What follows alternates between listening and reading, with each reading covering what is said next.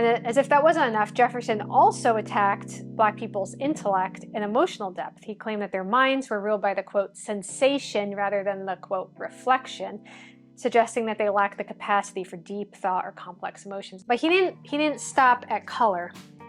He argued that Black people were biologically distinct and inferior in almost every way that he could imagine. He even believed that Black people were better suited to labor, and he was writing because they were, quote, more tolerant of heat and less so of cold, unquote, and that their physical traits made them better suited for work, hard work in hot climates, traits that he interpreted as nature's way of justifying their status as slaves.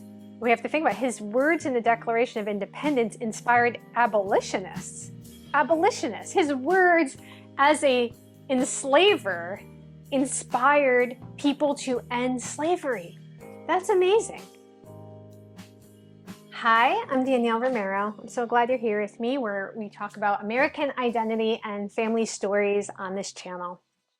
I want you to imagine it's the year 1791. A man named Benjamin Banneker, who was a self-taught Black mathematician, astronomer, and a free man, was sitting at his desk, and in his hand he holds an almanac that he has painstakingly calculated, filled with astronomical predictions, weather forecasts, and just practical advice for the coming year. He has achieved what most would consider impossible, especially in a world that largely dismissed the intellect of African Americans. But this moment isn't just about science. Banneker is about to write a letter that will go down in history. A letter addressed to none other than Thomas Jefferson, the man who wrote the words, "All men are created equal," but who also enslaved hundreds of people. Banneker's letter is going to be more than just a personal plea. It will be a profound challenge to one of the most powerful men in America. He opens it with respect, but he moves quickly to the heart of his message. "Sir," he writes, "how pitiable it is to reflect that although you were so fully convinced of the benevolence of the Father of mankind, that you should at the same time counteract his mercies in detaining by fraud and violence so numerous a part of my brethren under groaning captivity and cruel oppression."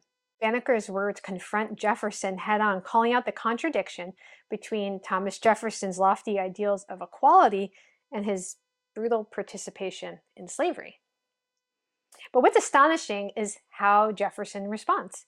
Instead of addressing the substance of Banneker's challenge, he kind of sidesteps it, acknowledges Banneker's achievements, and promises to share the almanac with European scholars. He's like, "This is really great work. I'm going to be sharing it with people I know," but he avoids the real issue. And this is what he writes, quote, "Nobody wishes more than I do to see such proofs as you exhibit that nature has given to our Black brethren talents equal to those of the other colors of men, and that the appearance of a want of them is owing merely to the degraded condition of their existence." So Jefferson basically praises Banneker's intelligence, but stops short of committing to any change, and he dodges his call out there, Thomas Jefferson's the man who wrote, "All men are created equal." And he didn't just shape American ideals, he shaped its racial divides.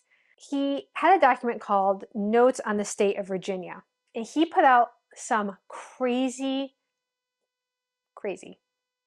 ideas about Black inferiority that would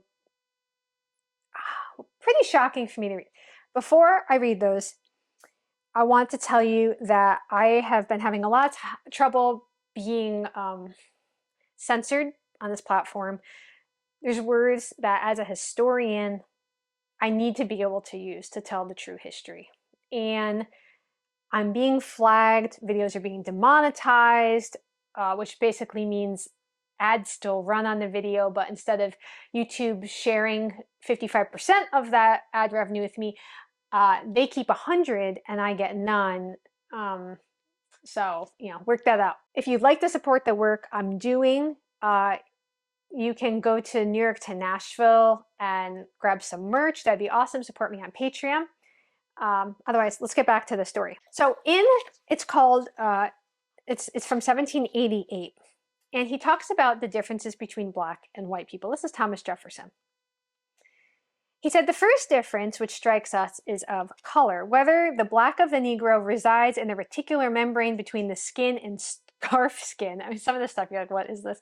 "Or in the scarf skin itself, or whether it proceeds from the color of the blood, the color of the bile, or from some other secretion, the difference is fixed in nature.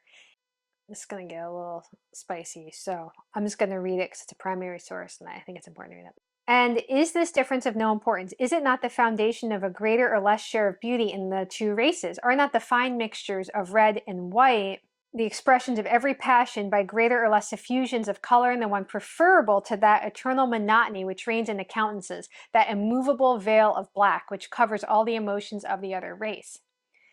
And when he's saying red and white, it's much more likely he's talking very similarly to how Benjamin Franklin was. He's not saying like red people, like Native Americans, but just kind of white people will have kind of like a reddish, like blush to their skin.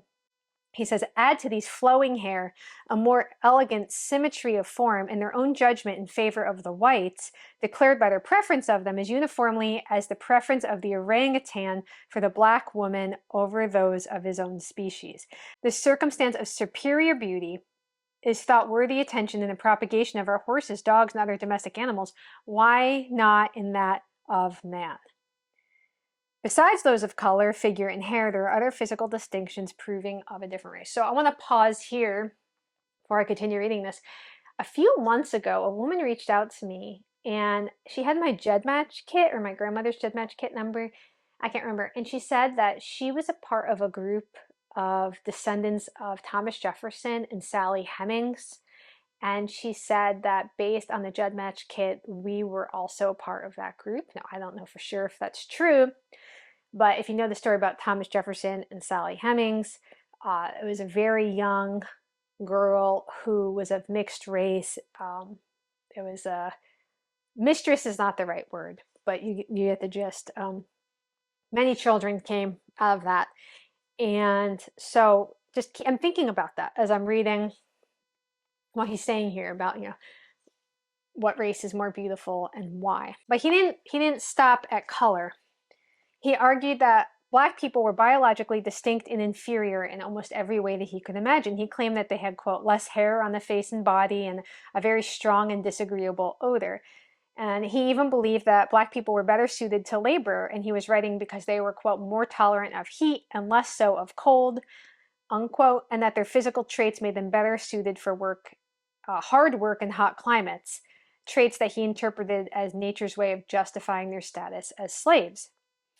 And as if that wasn't enough, Jefferson also attacked Black people's intellect and emotional depth. He claimed that their minds were ruled by the, quote, sensation rather than the, quote, reflection, suggesting that they lacked the capacity for deep thought or complex emotions. And again, I want to go to this juxtaposition of, you have Benjamin Banneker writing to him. He's like, dear sir, and challenging him on his stance that all men are created equal, and yet clearly you don't totally believe that because you have enslaved people and you're writing things like this. And in 1791, that was 3 years after Jefferson had written his notes on Virginia, so ostensibly Benjamin Banneker would have been familiar with the things that I'm sharing with you here. But for Jefferson, this wasn't just a personal bias. I'm not trying to attack Thomas Jefferson. I'm going to get to that, but I just want to say that before. This was an attempt to put a scientific veneer on racial hierarchy and giving a natural reason for upholding slavery and denying Black people humanity. And for those of us who are researching Black ancestry, and I'm going to say Black because, again, at this time, it wasn't just people that had African ancestry, it's also Native American or indigenous ancestry, but it went under this like umbrella term of disenfranchised being Black. For many of us who are researching that, either because we're interested in it or because, like myself, it's a part of my family's story, his views reveal why so many of our ancestors are kind of lost to history. They're not recorded. The stories aren't recorded because they were property. They were seen as property. And if someone as influential as Thomas Jefferson believed that Black people were inferior in mind and body and really just good for work, hard work, why would society care to record their lives, right? So let's fast forward again back to 1791, Benjamin Banneker. He's challenging Jefferson on these views. His challenge to Jefferson is such a powerful reminder of the dangers of stereotypes, because in that letter, it's not just that Banneker is challenging Jefferson on his beliefs or asking him to change. He was like truly, truly standing there in opposition to everything that Jefferson was believing or saying. You know, you have this man, this self-taught man, this astronomer, this scientist, and you know he's there writing him this letter, and it just kind of flies in the face of the way Black people were considered. I want to tell you why I actually am not hating on Thomas Jefferson.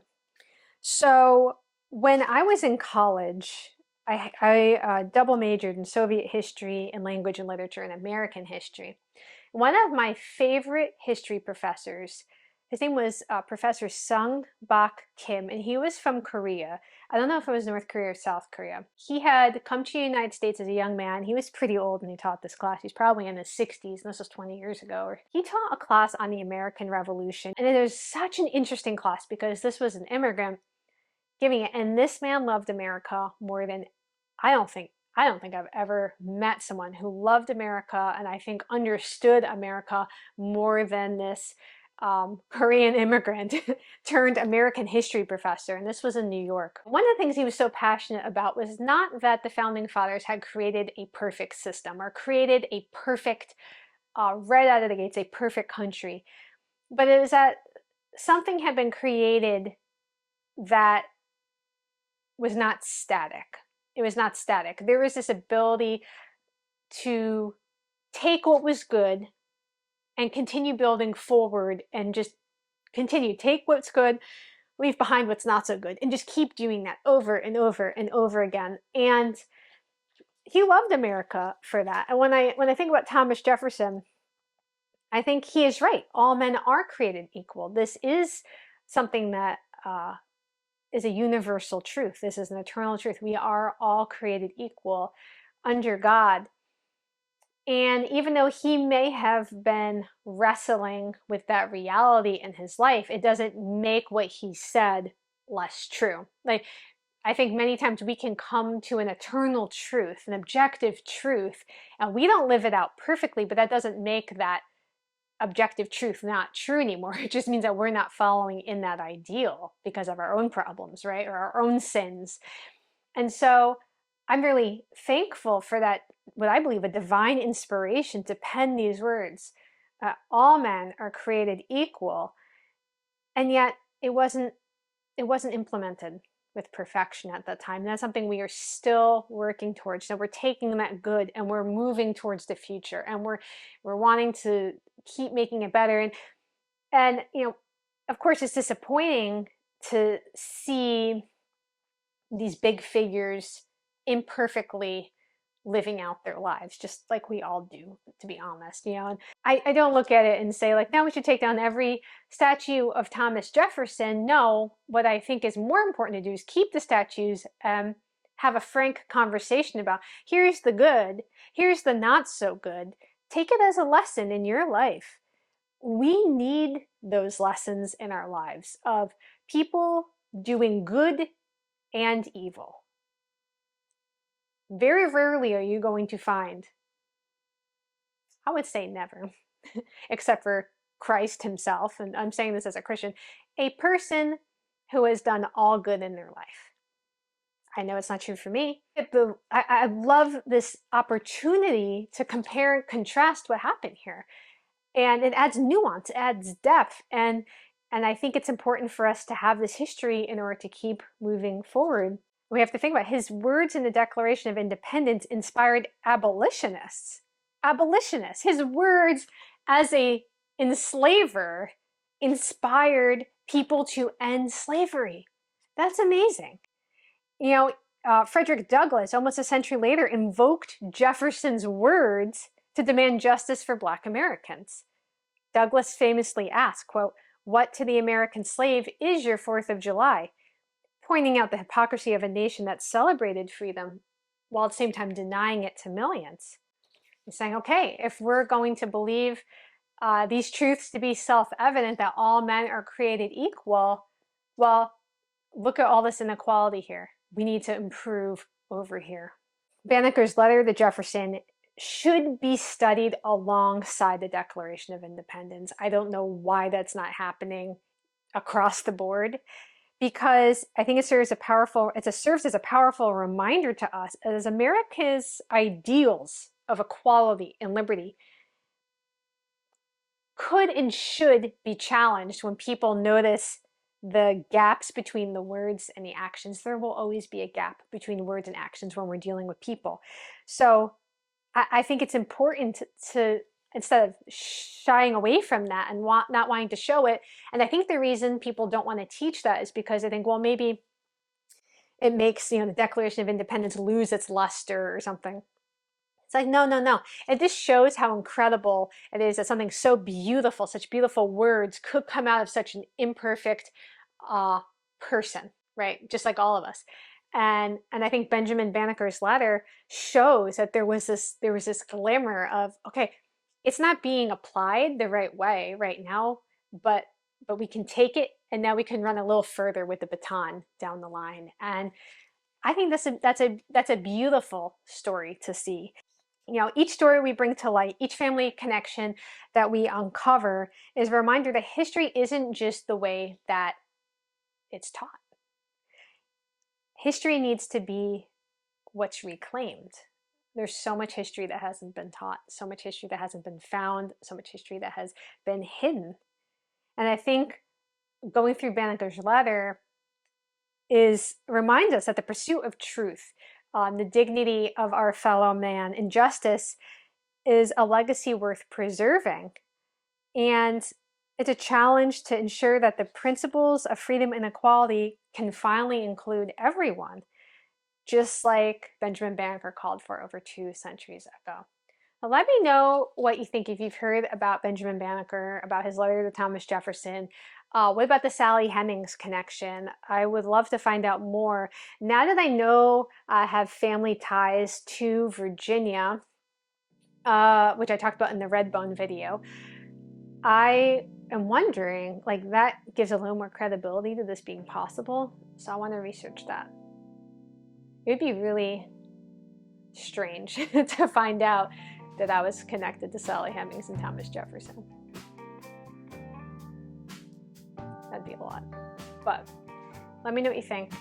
And if you'd like to support the work that I'm doing, I will leave a link below. Otherwise, we will talk soon.